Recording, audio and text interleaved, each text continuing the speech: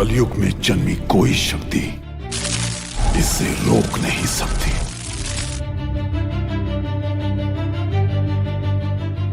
जब अधर्म अपनी सीमाएं लांघता है, तब समय मांगता है एक नया अवतार।